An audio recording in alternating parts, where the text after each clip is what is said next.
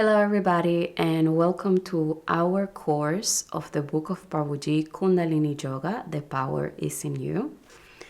This is the book and is the material that we're using for this class and all the classes that we're having during this course of this path. Today we're having the opportunity to explore and to discuss about the topic of the Granthis or knots. This is the meaning of the translation of this word, Granthis. And we can say that a subtopic of our class today will be the gunas or the modes of nature. I'm saying that it will be kind of a subtopic because it's not included in the book.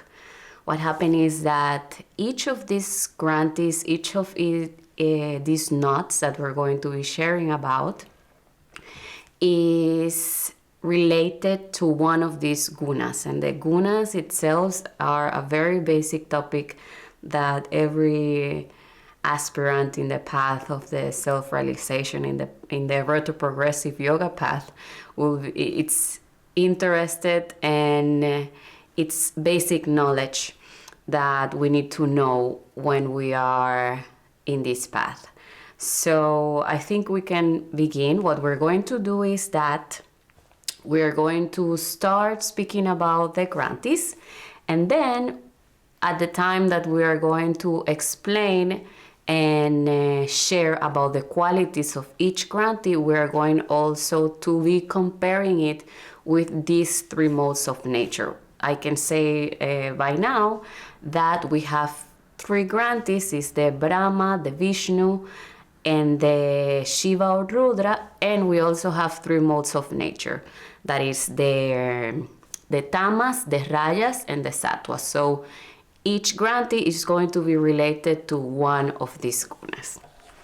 What is Granthi? As I said, this word means knot.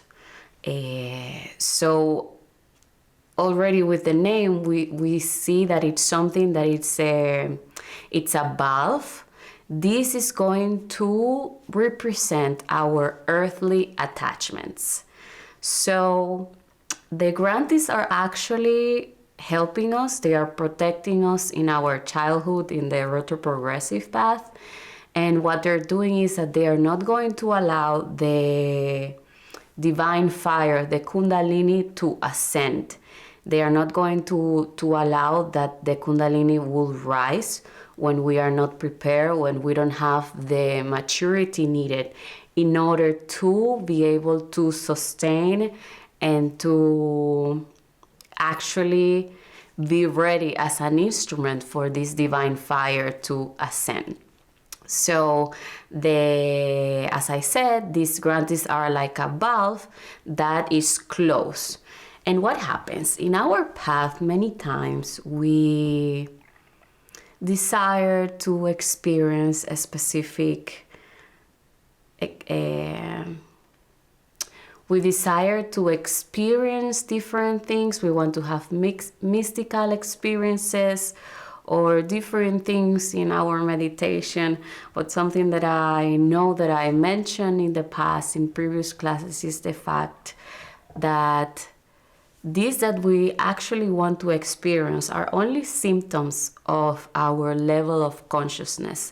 They are expressing our maturity, our evolution in the path, our progress. So in the same way, the opening of these valves, of these knots, are just a sign of our evolution. They are a sign of our surrender, of our renunciation to these attachments that we're going to be explaining about. So we can begin. As I said, we have three. We have the Brahma Granthi, the Vishnu Granthi, and the Shiva or Rudra Granthi. Beginning with the Brahma Granthi. This Granthi is located in the Muladhara chakra, and it's going to be related to the tamasic qualities of ignorance and laziness. So I am already mentioning tamasic qualities. This is one of the three modes of nature. Before going to the gunas, I would like to just to mention that this Granthi rests upon various smaller Granthis that is called the Vairavi, the Visala, the Kamunda, and the Shirsha. And these are going to remain closed while we continue to be submerged in the illusion. So now what we're going to do, because we already mentioned that this Granthi is related to one of these three modes of nature, we are going to have an explanation of what these three modes of natures are. And we are going to explain specifically the one of tamas. And then when we continue with the other Granthis, we can get to know and compare the others. So starting with the gunas, we have in the book Ishavasya Upanishad, the commentary that Prabhuji did to this book, in the second mantra, he's explaining us in a very beautiful way the topic of the gunas. He starts by saying that as human beings, we experience different states. Like, it's almost inevitable that sometimes we are in dark periods where we are submerged in laziness, addictions. We are in this dark place where we don't find the strength to do things. Sometimes, even as I mentioned, we are addicted to different things. We cannot fight with our fears. And in the same way, almost nobody is exempt of experiencing violence, aggressiveness, rage.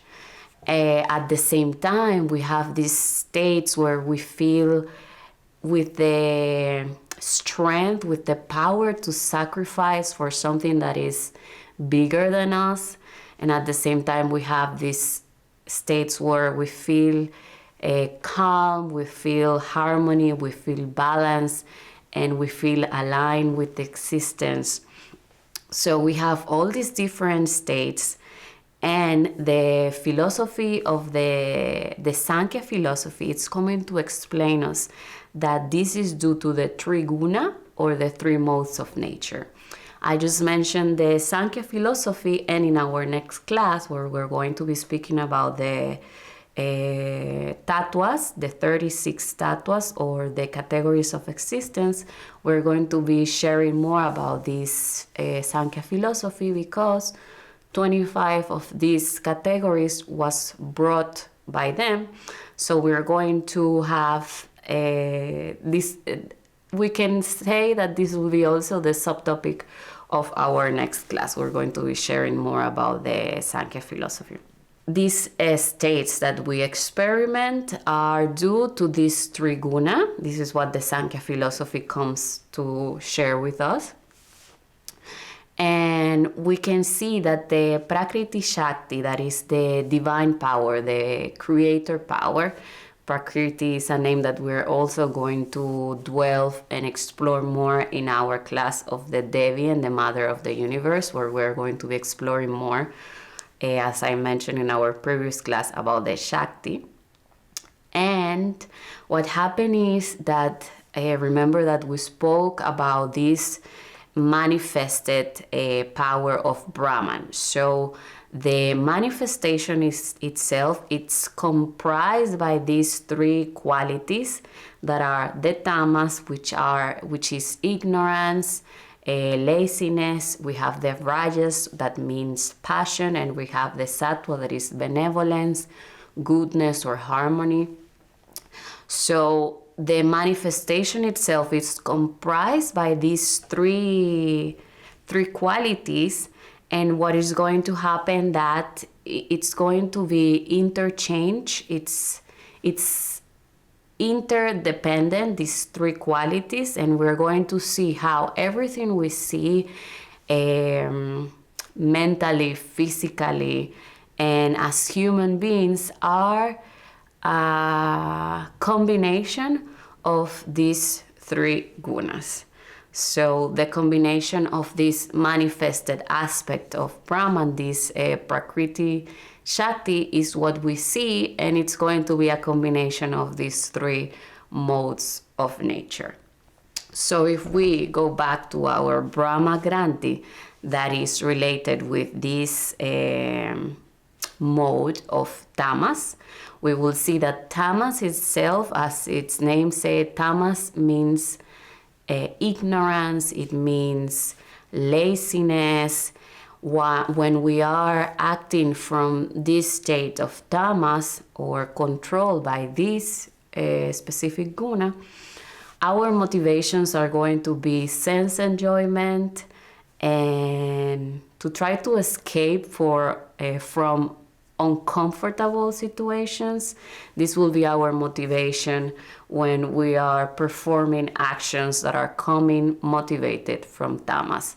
So the tamas itself is obscuring the consciousness itself, and it's not going to allow us actually to perform the actions that we want to do. It's related to negligence and postponing things. So going back to our Granthi, the Brahma Granthi, this one, it's going to be related to our earthly attachments, to material attachments. So as long as we continue to have and to cling to these material attachments, we're not going to be able to elevate from this specific knot. We will see that here we can see our affinity to accumulate, to hoard, to perform hoarding, and to, as I said, to be attached to different material things. So here we say that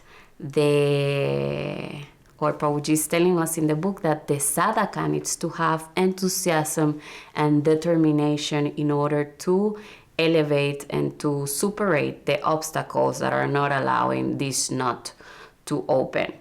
And the person will need trust, will need to develop trust, wisdom, and confidence in their spiritual master in order to be able to pass and elevate from this knot. We can continue with the second Granthi. The second Granthi is the Vishnu. The Vishnu Granthi is located in the pectoral area, in the solar plexus. Here, it's going to be located specifically in the Anahata chakra. So what this knot is doing is that it's not going to allow that the divine fire passes after the Anahata chakra. Here we have it in the center. So this one, it's going to be related to the mode or the guna of rajas, which is passion. So rajas, what it's doing is that it's creating a disbalance, it's creating conflict, it's creating disharmony. And whoever is motivated by this guna, the motivation is to show off, to present something, to reach something. So it's very like goal oriented. When we're acting under the control of this guna, we're goal oriented, we have an objective and we want to pursue it. So this guna, it's actually performing and allowing us to do things, but at the same time, as I said at the beginning, it's causing this disharmony and conflict and disequilibrium, and at the end is leading to disintegration. So when we go back and we compare this guna with the knot of the with the Vishnu Granthi, what we see here is that the Vishnu Granthi is more related to our emotional attachments, our attachments with persons that we loved. So it's going to be obviously more difficult to transcend these attachments, because it's very easy when we say that, okay, I need to renounce money, I need to renounce my house, or I need to give up my car. Like, these are material possessions, but these affections that we have to persons that we loved, these emotional attachments, are more difficult to renounce. So this valve will be also more difficult to transcend. And for this reason also, because it's related to our emotional states and our emotional attachments, there is a recommendation to add in our sadhana, the bhakti yoga.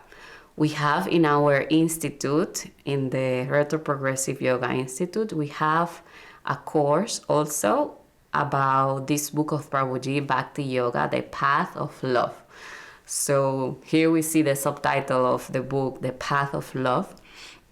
We see that the Bhakti Yoga is going to transform our earthly attachments. Like, this is another path to self-realization, and it's going to transform our earthly attachments and offer it to this love. It's going to transform them in love for the divine.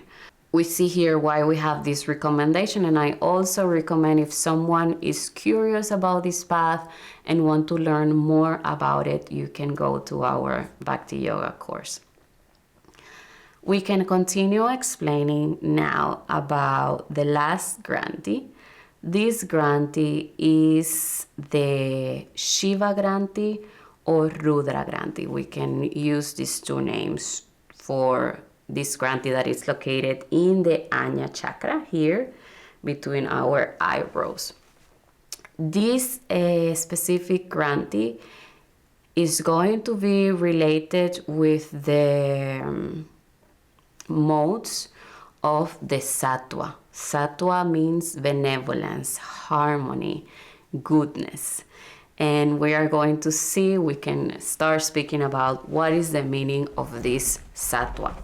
As I said, Sattva is clarity, intelligence, benevolence, harmony. These are the qualities that are expressed by this Sattva. And I will say that it's a very important guna or mode of nature, because this is the one that is, from this guna, you can actually transcend and you can realize consciousness. So what happens is that as long as our soul is under the control of these three gunas, our soul, it's still a slave. Like, it's under the control of these three. But only through this one, through Sattva, we can actually have the opportunity to transcend all the gunas and realize what we really are, to realize consciousness. So we will see that this specific Granthi, this specific knot, it's also supported, is resting in three minor Granthis, which are the Raudra, the Mukti, the Sanatya, Kapali, Kalakudas, and Kula Shrava. This knot is going to remain closed as long as we keep our attachments for mystical powers, as long as we desire to reach enlightenment.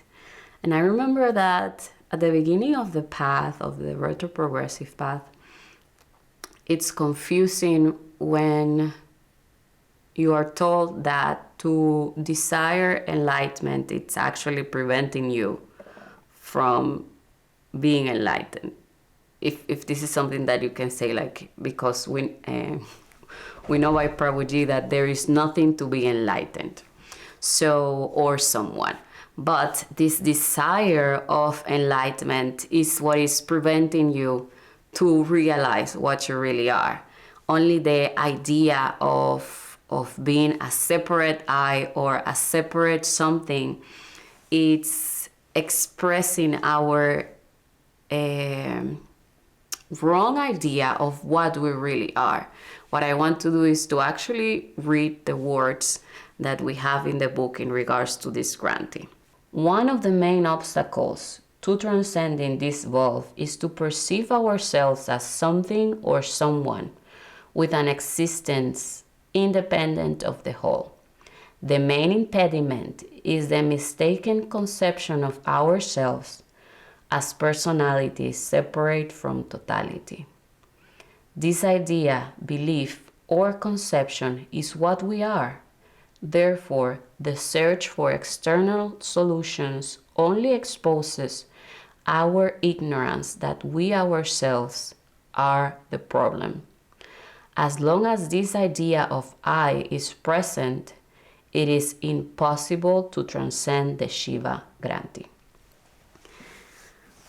We see how it's perfectly explained. Prabhuji is using very accurate words to explain how to transcend this knot and what is preventing us from transcending it, from this idea or from this idea of something or someone, and at the same time trying to reach something. This is exposing our ignorance about the fact that this idea is the actual problem. Like, this idea of being separate from the whole is the problem itself, and we find ourselves so many times searching for something in the exterior, trying to feel this sensation of lacking, this sensation of that something is missing. We find ourselves trying to acquire things, trying to fill it with different things, and basically this is only exposing our ignorance that we are the problem, and at the same time we are the solution. So as the title of the book, the subtitle of the book says, I always remember this phrase: the power is in you. Or the phrase that Prabhuji has, a very famous phrase that what you yearn for lies within you here and now.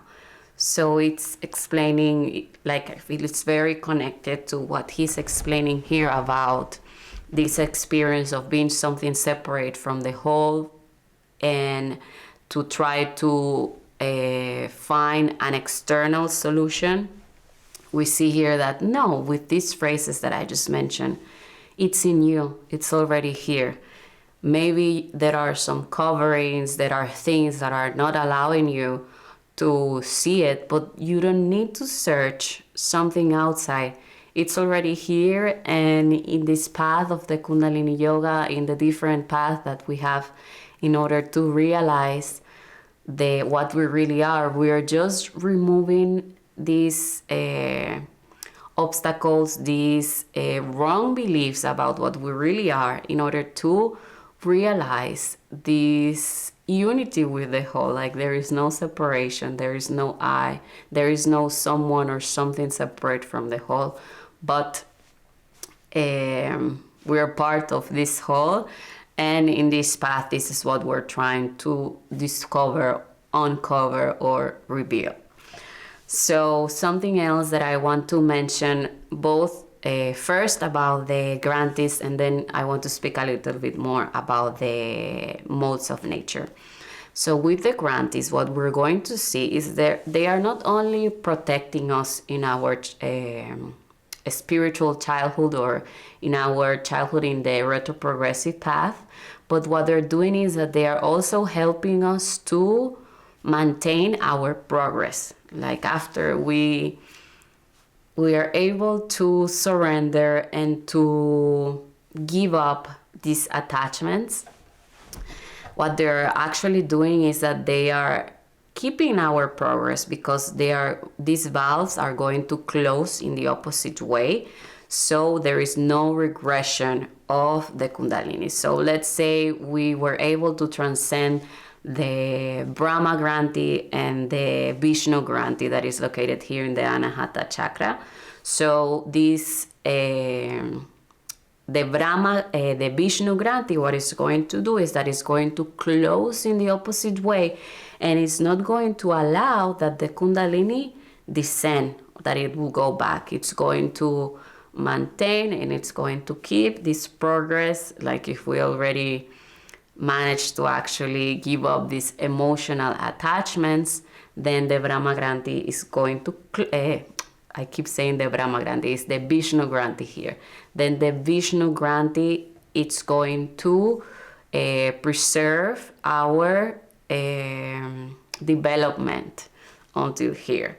And I think it's also clear by experience, when we give up something, when we renounce, then our progress is kept. Like, it's not something that when you really transcend something, it cannot come back. Like, it's something that you already developed, and it's not that you are going to go and be attached again. But then this Granthi is going to help us, is going to maintain the divine fire in this height, and it's not going to go down, but we only need to keep developing and being more mature in order to reach the other Granthis.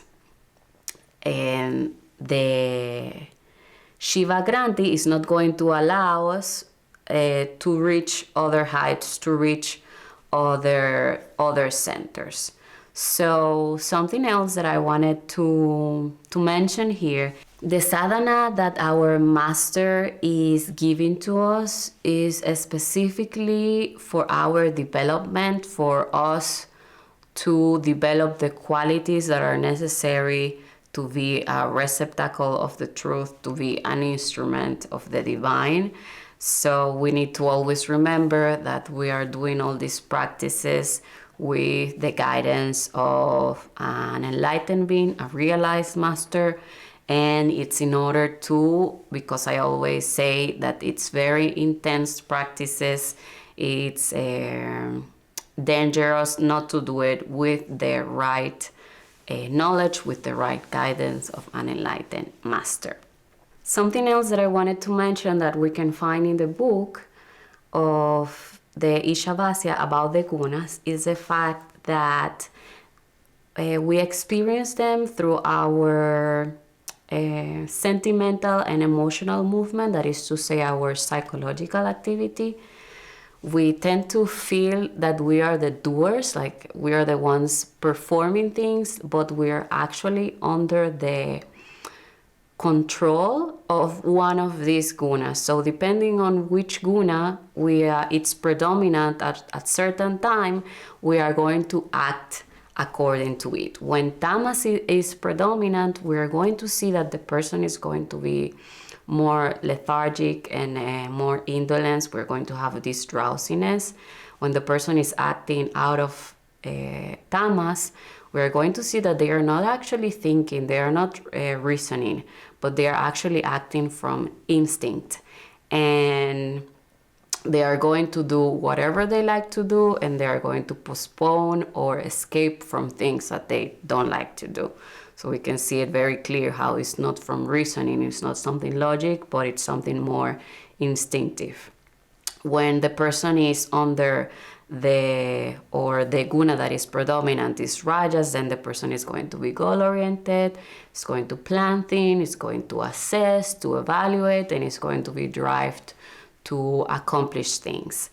And when the sattva is the predominant, this one of benevolence, we are going also to see the person is going to be more calm, more serene, and more in harmony with their actions. So the other thing that we're going to see very interesting about the gunas, that is not that a person can jump from tamas to sattva, but it's something that works organically, naturally, and it needs to go by stages. So someone that is that the predominant guna will be the tamas, then he needs to reach the rajas. And once that the person is in rajas, you can read the sattva. And from sattva, we already explained how this is the guna that is actually going to allow us to transcend all of these modes of nature and to actually realize consciousness. This is everything for today. We are going to have our next class about the 36 tattvas, or the categories of existence. For me, it's a very interesting topic because we are seeing like this evolution of the Shakti. We had our class about Prana Shakti, Kundalini Shakti. In this class, we're going to deepening and to explore more about this topic. So I'm very excited for our next class. I want to, as always, thank everybody for joining us today. And I hope to see you in our next class. Jai Prabhuji.